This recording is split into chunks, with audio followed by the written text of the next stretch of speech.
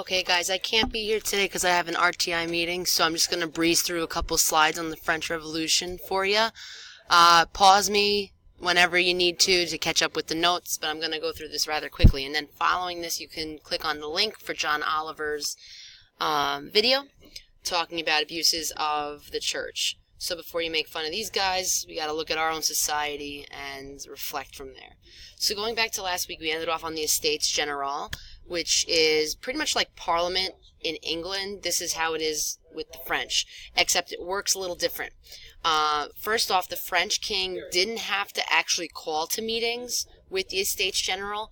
So, for example, when we talked about Louis XIV, Louis XIV in his 72-year reign had never called the Estates General to a meeting.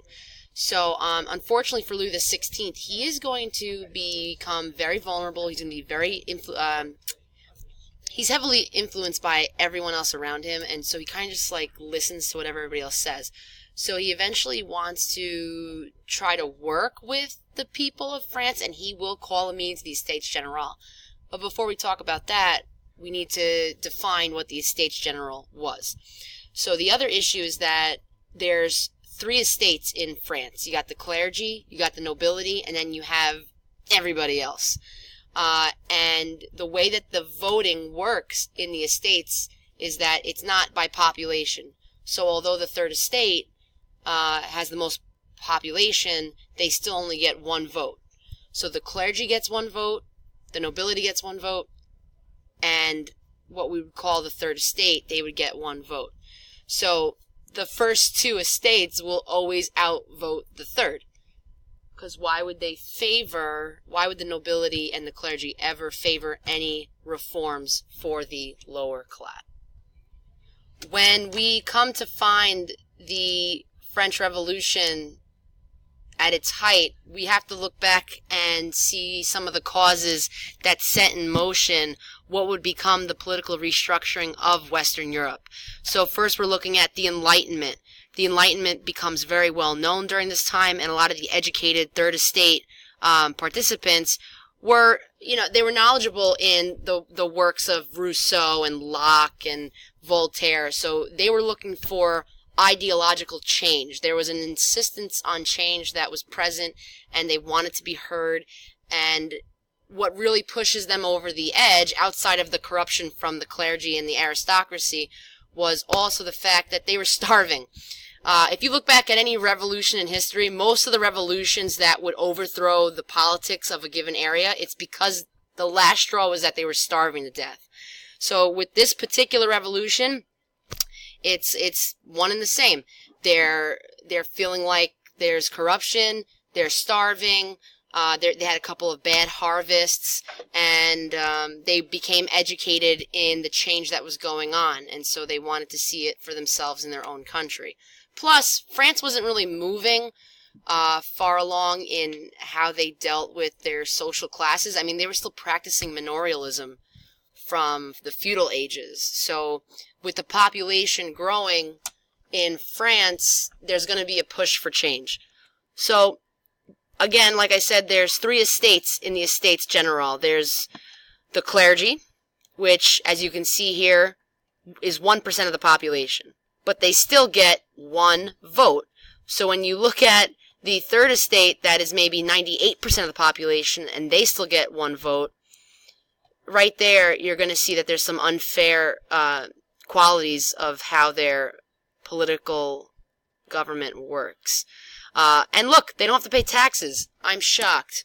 Here's the second estate. Oh, look, they don't have to pay taxes. These are the people that own most of the wealth. They own most of the land, and they have the least population.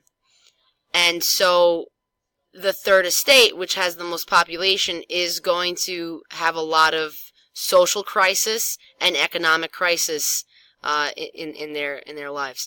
So another thing that was also happening was the I always go to say Aristocats, and I love that Disney movie, but that's not what I'm talking about right now. The aristocrats, they began tightening their grip on the peasants because they knew that things were getting worse, and they thought that, hey, if we're stricter with the peasants, then they'll fall in line and they'll do what we say, when in actuality, it furthered their ideas of revolution. Here's a third estate. This is a famous political cartoon. If you look really closely at it, you'll go beyond those the king, the clergy, and the nobles, and you'll see that resting on, not really resting, underneath them, crawling, is the third estate. And if you notice, he has chains on his legs and his arms, and he also has a blindfold over his eyes. So you know there's a lot of symbols working here. First off, that they have no political say, and they're tied to an old system that doesn't work for the French anymore. Key word here, bourgeoisie. The bourgeoisie is referencing the middle class, even though if you look at the pyramid of the social stratification system of France, the bourgeoisie is actually found at the bottom, but they're known as the middle class because they're educated people. They're teachers, they're doctors, they're lawyers, they're writers. They're not serfs. So the Enlightenment is going to educate the bourgeoisie in certain ideals that is moving towards an enlightened despotism type of government. However, Louis XVI is not going to make that change. Now, it's kind of funny because we're looking at this after it's happened and we say, why didn't the aristocrats see this happening? Why didn't they make change? Why didn't Louis XVI try to do anything about this? And it's just the fact that they didn't really believe that revolution could occur. They had no fear of the lower class. And in most situations, a lot of people do feel like, oh, what difference does this make? Or what is one person? Or what is one vote? But when push comes to shove, it could be that one vote or that one rider that makes a pivotal moment in history, whether it's in a photograph or it's a piece of writing, and it could completely sway a movement and cause change. And that's what happened here. The old way and outdated way of the Middle Ages and the feudalistic type living in France wasn't working anymore, and the majority wasn't going to take it. The second estate had land, didn't have a lot of money, and because of that they were abusing their power. One example of these peasants not only having very, very, very limited rights and also being abused was that they couldn't even kill game that was found on their property because they hadn't asked the Lord, and I mean that in the political sense, not the religious one, if they could actually kill the animal.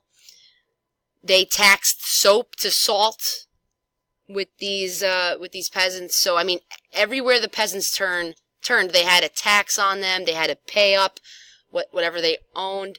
So again, not cool. And at the same time, they're also looking at the nobles and the king living it up, having parties, being adorned with diamonds and rubies and pearls, and it eventually sent them over the edge. The third estate would eventually hire Jacques Necker, and you're gonna hear his name more in the video that I'm gonna show you. So I'm not going to talk too much about him, but this was a lawyer that was willing to defend them against the king. All right, let's go to this next part here. Okay, so when they got together, the motto of the French Revolution became liberty, equality, and fraternity. A brotherhood, a union, together making a message that they wanted freedoms and equality. So there's 4 phases of the French Revolution. I'm only going to do the first phase with you, so we only have like a couple more slides left, so it's going to be super fast, only a couple more minutes. The first phase, we call it the moderate phase because they're not getting crazy yet. This is where they're actually, you know what, let's talk it out, let's talk about it, let's be civil. But then when they still aren't being heard, the moderate phase turns violent, which we'll talk about tomorrow or the day after.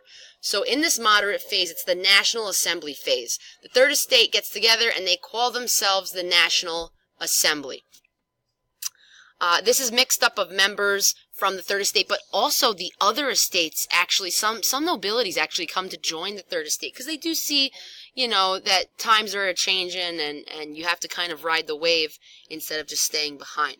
So the story goes was that they were supposed to share their grievances or their cahiers with the king, and they came and they found that the doors were locked to them.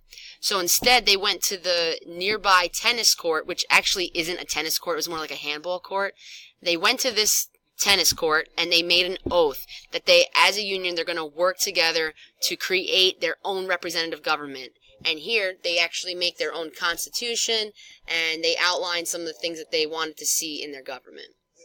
See, now, we're starting to see little hints of violence here. Another task that they do in the moderate phase is they storm the Bastille. And the Bastille was a French prison, but at the time there were not a lot of prisoners there. So when they stormed the Bastille, they didn't necessarily let all these murderers out or these people that were committing crimes. It was, these people that were getting caught for stealing bread, your grandma's in there, but there wasn't a lot of prisoners.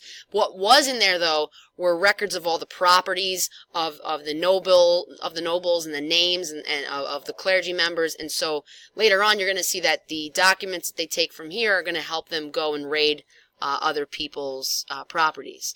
But this became the symbol of the French Revolution. Even still to this day, in France, they recognize this day as their Independence Day, even though they technically did not get independence. They were still living under the king. Some might ask, why is it white, red, and blue? Or white, red, and blue. White's the traditional color of the House of Bourbon, which was what the family was of Louis XVI, Louis XIV, and so on. The white also represents just the king.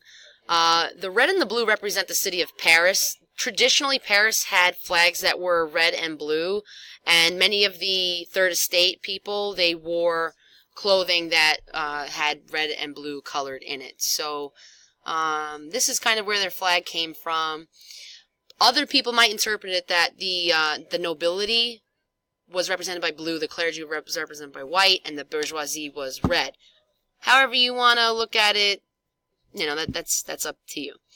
Last slide here is the document that the National Assembly created.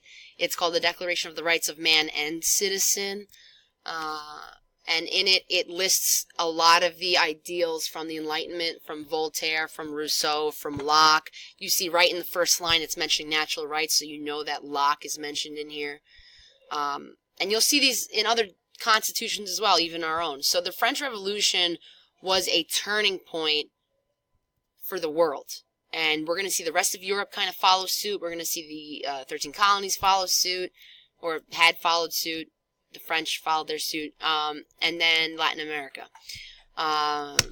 One thing that you're not seeing on here is ladies were still kind of not being heard. But there is freedom of religion, and the taxes are starting to get a little bit fairer. But again, women, we're kind of still not seen here. So this was really super fast. If you want, you can read. There's a section in the AP textbook.